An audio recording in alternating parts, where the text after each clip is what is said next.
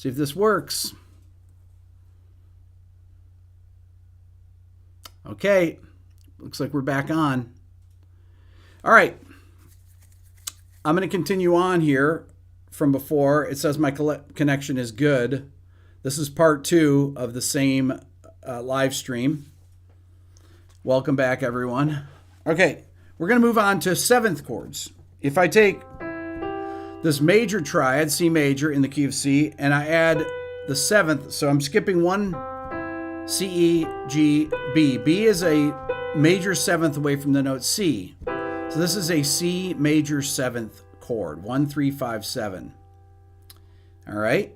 Now, we do the same thing with this that we just did with the triads. Okay, so I take the basic triad part, this lower part, I do sus2.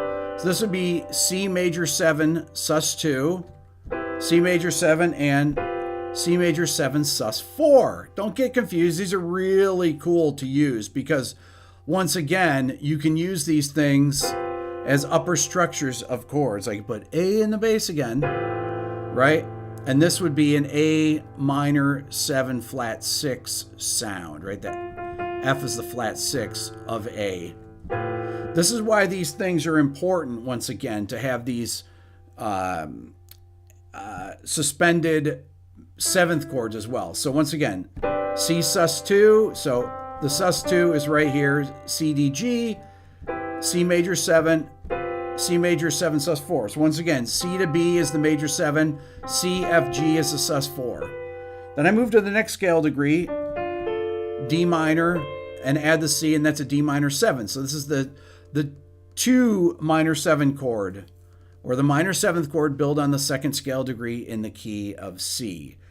Once again, I can go this, which would be D minor 7 sus2, or just, it would be D7 sus2, right? Because you can't tell whether it's major or minor. There's your D sus2 with a flat 7, okay? Or D7 sus2, right?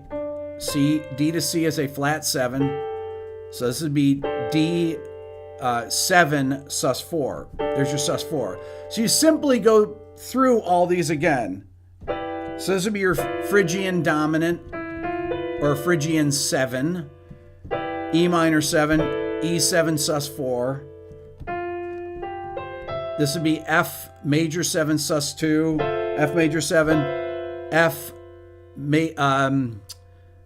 Lydian major 7. There's your F Lydian with a major 7.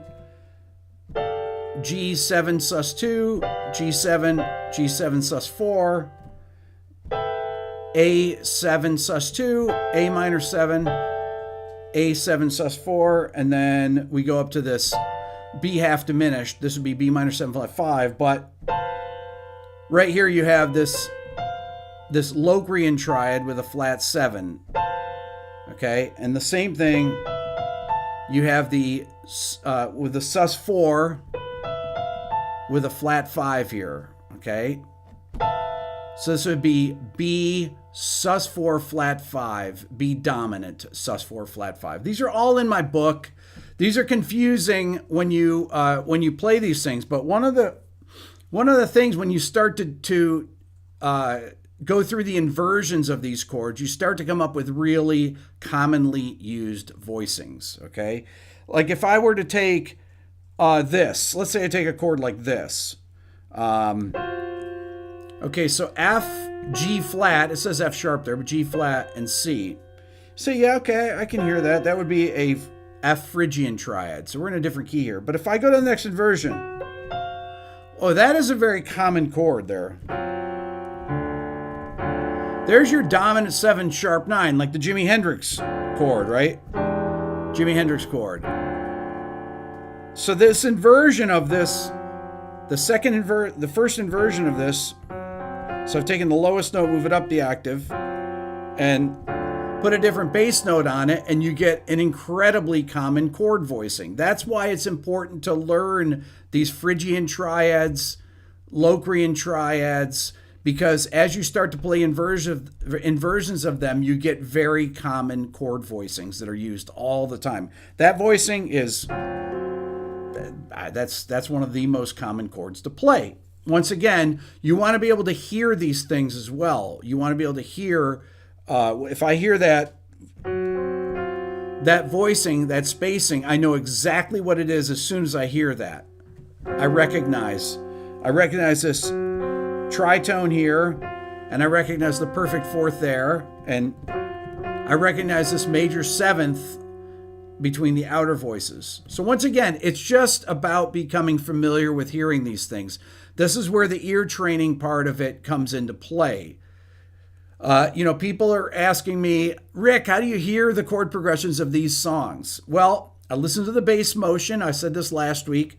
Listen to the bass motion, what the interval relationships are, and then I listen to the upper structure above that. And I can tell what type of chord it is, if it has any, if it's a suspended chord, if it's a straight major triad, if it's a diminished triad, augmented triad, which we're going to talk about real quick now. Can recognize all these other things. Okay, the other two common triads that we haven't talked about, we talked about diminished. We have not talked about the augmented triad. The augmented triad. Now, this is not really the proper spelling here. This should be G sharp for a C augmented triad. It should be C, E, G sharp. I haven't figured out how to use this app and get it to spell the chord correctly, but this is a C augmented chord, C, E, G sharp. So it's 1, 3, sharp 5. So it's a sharp 5 from C to G sharp, okay? That is an augmented chord. Now, the augmented chord doesn't come in until you get into the melodic minor and harmonic minor scale. That's where you start to see augmented chords. Okay, so if I played C melodic minor, C harmonic minor, in both of those scales, there is an augmented triad. And then you start getting things like augmented major seventh chords and more complex voicings that are used more in jazz and more in film scoring, modern classical music, things like that. But that's not necessarily anything that you need to know right now. What I wanted to do is go over the basic triads that you need to know, which are major, minor, diminished, augmented, sus4, sus2, Phrygian, and Locrian triads. Okay? And then if you go in my book and you start to look at the spellings of these, so I just went here. This shows you, this is from my book. It shows you the major, minor, diminished, and augmented triads. Then if you go here, you'll see that if you go to C melodic minor, you'll see the different seventh chords that are in there. Okay. You'll see that the first chord is a C minor, major 7, minor 7, augmented major 7, so on and so forth, and C melodic minor. Then, if I go into the triads of C minor, then the triads of, this would be triads of C melodic minor. I'd have to pull it, or here's C melodic minor, right here. Whoops. There you can see it. You should be able to see it there. There we go. C melodic minor. So here are the triads in C melodic minor.